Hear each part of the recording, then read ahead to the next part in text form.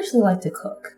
I love to eat, so that means that I have to cook. But during the summer, when it's hot outside, I'm really not interested in turning on the stove. So I try to make like the simplest things possible, and that goes for desserts, where during the summer, I'm really not at all interested in turning the oven on whatsoever to bake anything, to heat the house up. I am really just interested in no bake and or frozen desserts.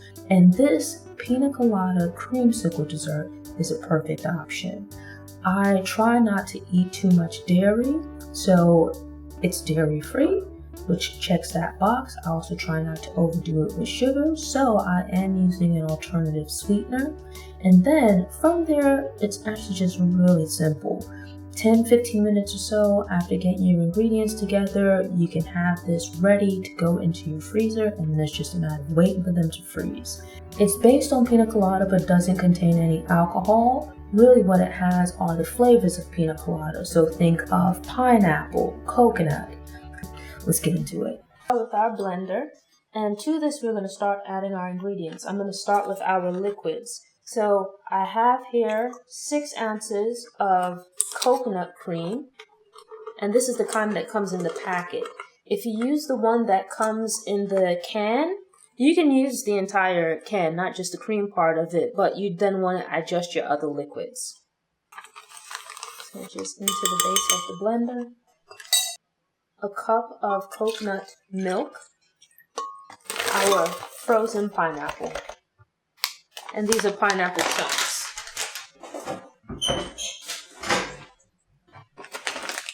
And this is about a pound of pineapple chunks. Juice and everything. And this is frozen, actually. I'm going to put the lid on and give it a blend.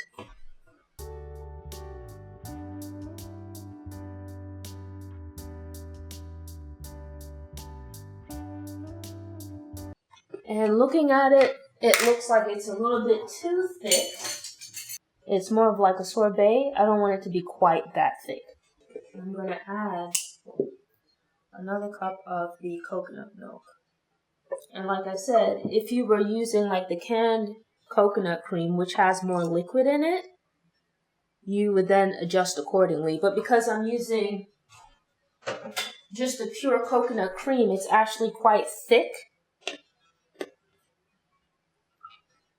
So I'm going to cover that, and we'll put it to blend again. I started out with the ice crush because our pineapple was frozen, but I think we've gotten the pineapple pretty well blended, so I'm going to switch over to the smoothie.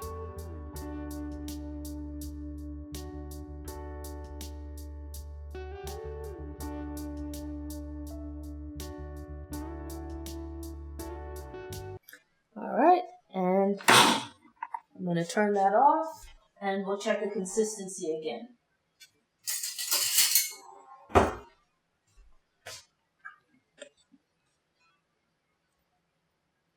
And you can see this is a lot more liquidy.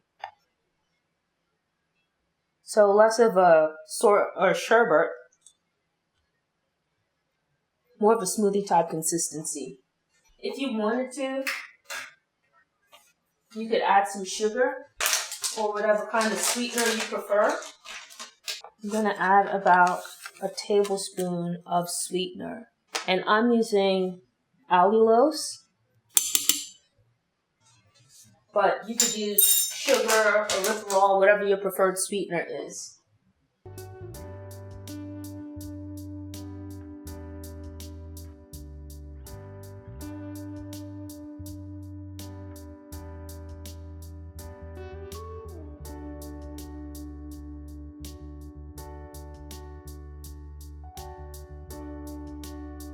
I'll do another tablespoon of the sweetener.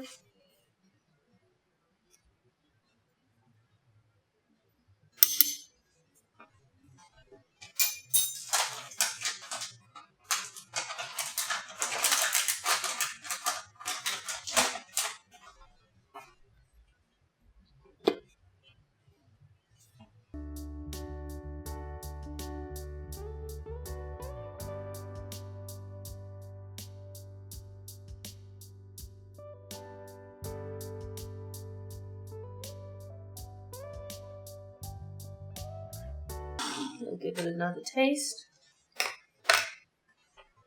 And you would adjust the amount of sweetener based on how it tastes. The reason being that your fruit might be super sweet, might not be quite as sweet.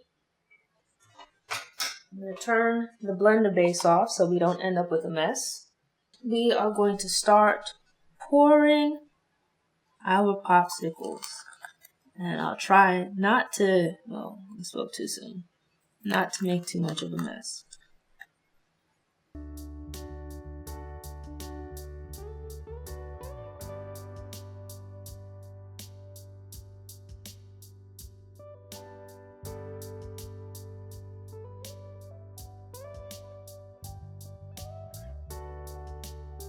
I'm going to take a spoon and just scoop some of this out just to make it a bit neat.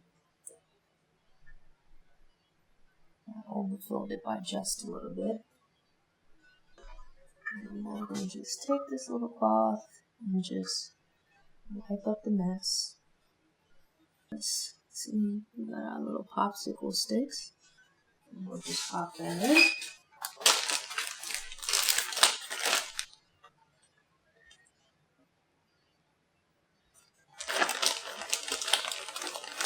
And some of these I might have overfilled a bit, because when I'm putting in the popsicle stick, I see it kind of popping out a little bit. So we'll just come in and just take a little out.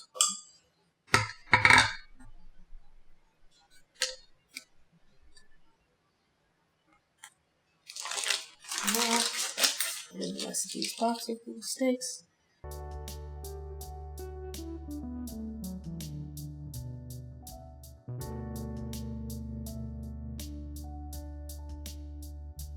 Just because the silicone molds are so flexible, I was worried about trying to transport them to the freezer. And then also I'm going to put them on a shelf in the freezer, but it's like one of those wire shelves. I'm worried about these slipping in between and making a mess. So I've just put it into an old small baking pan, and this I'll put into the freezer. So it has a little bit of stability, and it has a flat bottom, so I don't have to worry about these, the mold warping or bending and spilling out, or the mold slipping into the spaces between the rack.